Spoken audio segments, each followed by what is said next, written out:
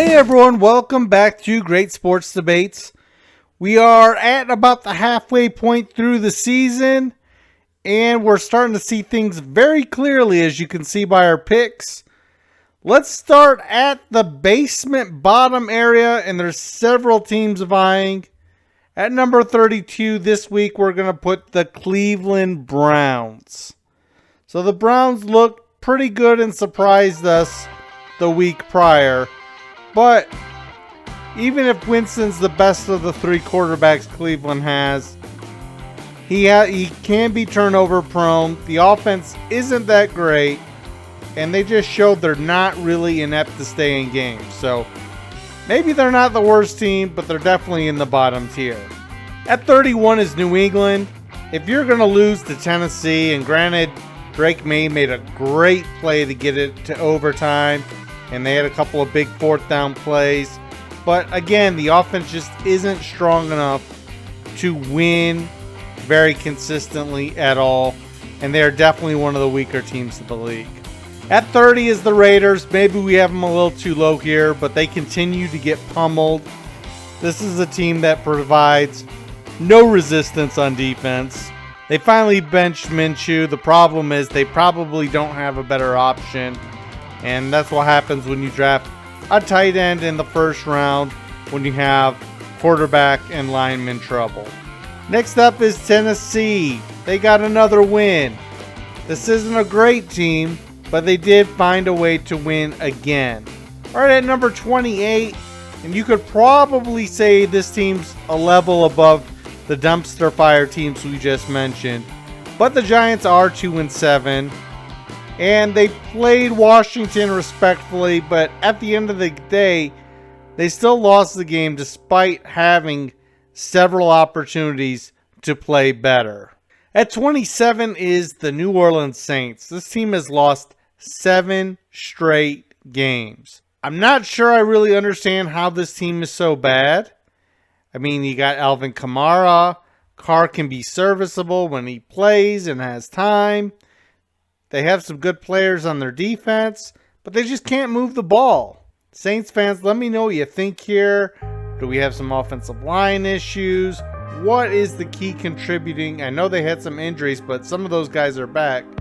Why are the Saints looking so bad? Speaking of so bad, we have the Carolina Panthers. They've also got their second victory on the season, and it did come at the Saints' hands in a very close ball game. Again, the Panthers have one of the worst defenses in the league, and the offense isn't super great either. So, again, this kind of rounds out our bottom tier of teams.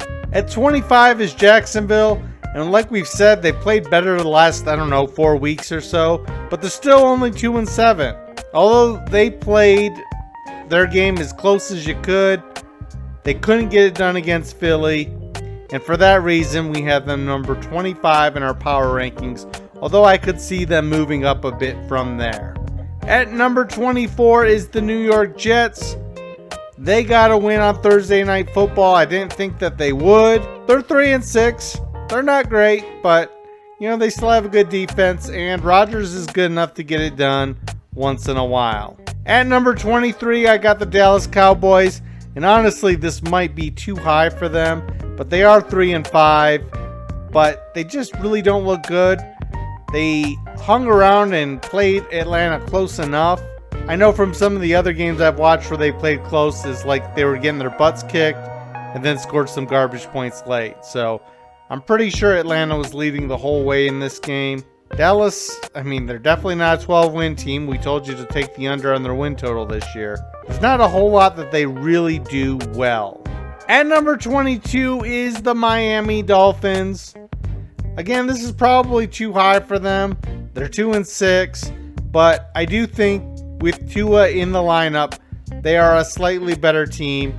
And again, they were in that game against Buffalo. Probably had some opportunities to win that game. Buffalo had to kick a 61-yard field goal at the end to win it.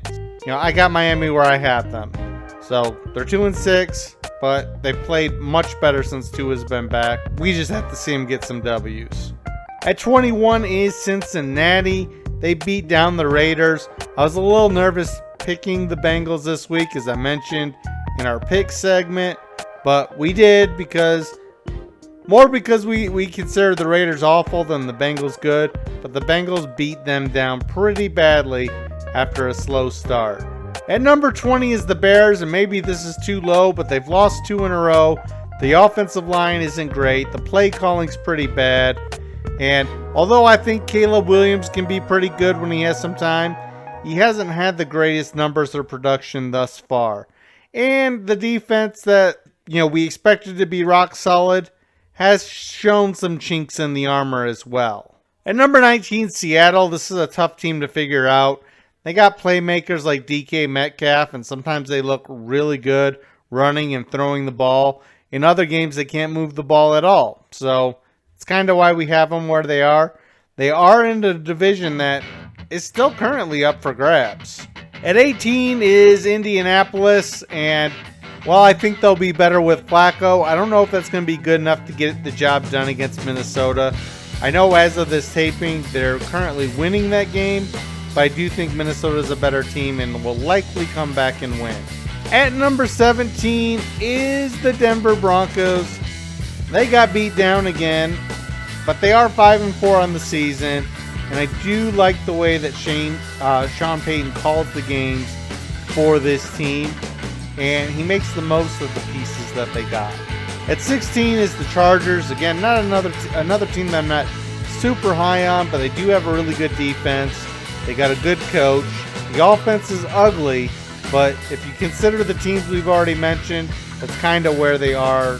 So moving into the third tier and some of the better teams in the league. Again, I know a lot of people say this is too high, but they're definitely not the 30th best team like some people might say. I got the Rams at 15. And again, like I said before, this wasn't a bad team. This was an injured team. And Matt Stafford backs up everything I've been saying all year. He takes them right down the field in overtime and hits a bomb to win the game.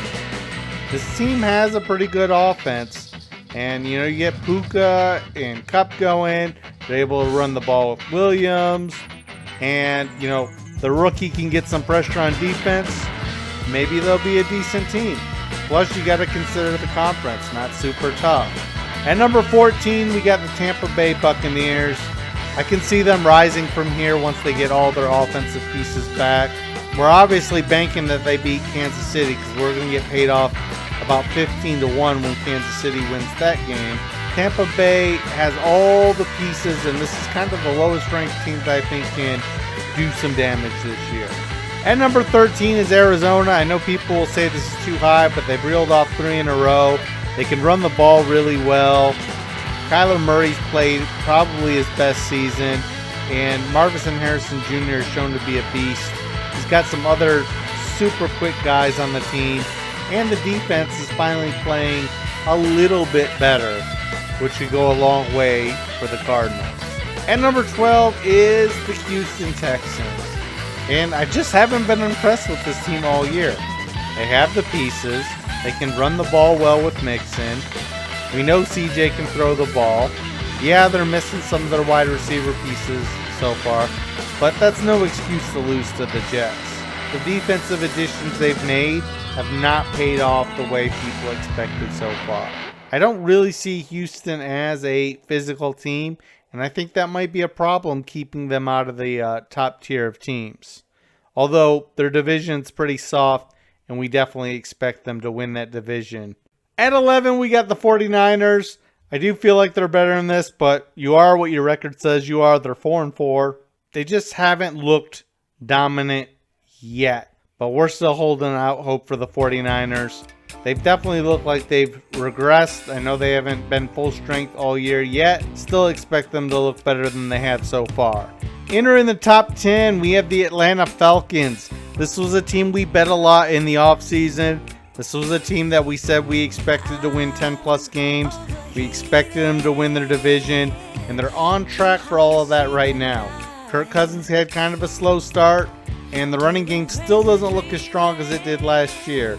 But the Falcons are 6-3, and they are on their way. Number 9 is the Philadelphia Eagles. Again, like I said early in the season when they were having troubles and not doing so well, just hand the ball to Barkley. He's clearly the MVP of the team. I think this team would be sub 500 without him. Just look at all the games he's carried them or won the game for them or iced games in crucial moments with big runs, catches, you name it. Barkley has been super solid for the Eagles, and he's already closing in on 1,000 yards. Next is the Pittsburgh Steelers. This team is really solid. We already know they got a great defense. Although the run defense doesn't look as good as in years past, the offense is slightly better than anemic with Russell Wilson over Justin Fields. Yes, you lose the running threat, but Wilson's just a better down the field passer. Next up at number 7 is Green Bay. Last week we said we felt like we had them a little too high. This could even be a little too low for them. I like everything about this team. Most importantly, they're strong on both lines, especially their offensive line.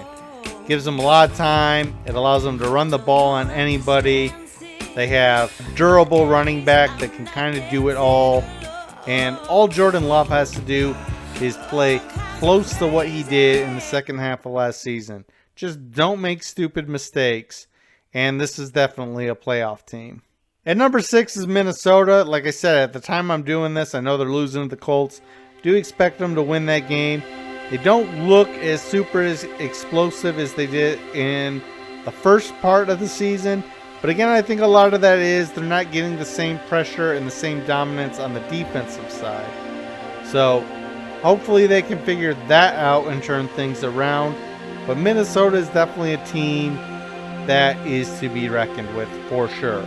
At 5 is Buffalo, and I'm going to say straight up, I feel like all kinds of wrong about having Buffalo 5.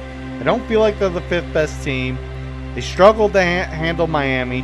They've struggled in a lot of their games against lesser teams. But the fact is they're 7-2. Their offenses look pretty good. Until proven otherwise, again, they have a super soft division as well where they're just going to rack up wins. Buffalo is my number 5 team. Okay, the top 4 I feel pretty good about. I think at this point, maybe some people can stop questioning me about why I have Washington so high. They're a good team. Jaden Daniels has dropped bombs. He can make the short passes. He has good completion percentage. He can run the ball. He has a high rating. He's really playing better than people think. And that's despite all the praise he's gotten as a rookie quarterback. And they have weapons at wide receiver and running back that are good enough to carry this team to do well on offense, mixed in with a defensive line that's not too bad. The Commanders are my number 4 team. And if you think that's too high, give me 4 or 5 teams you think are better. At number 3, we got the Baltimore Ravens. Yes, I know they're 6-3, but this is just a good team. This is a team that's going to contend in the AFC. They're great across the board. I want to say Henry's already won my season-long bet. He's already clipped 1,000 yards, and we're only halfway through the year. So they can run. They can salt the game away. We know Lamar's dual threat. The defense just has to play up to par, and this can be a top team for sure. And then we still have the same 2 Tier 1 teams. At number 2 is the Kansas City Chiefs. They're undefeated. They haven't lost. They're 2-time Super Bowl champions. They got one of the better defenses in the league with playmakers at all 3 levels. And we already know they got Patrick Mahomes, who honestly having a down season with every wide receiver under the sun being out and injured. But they still find ways to win. They can run the ball no matter who they have back at running back.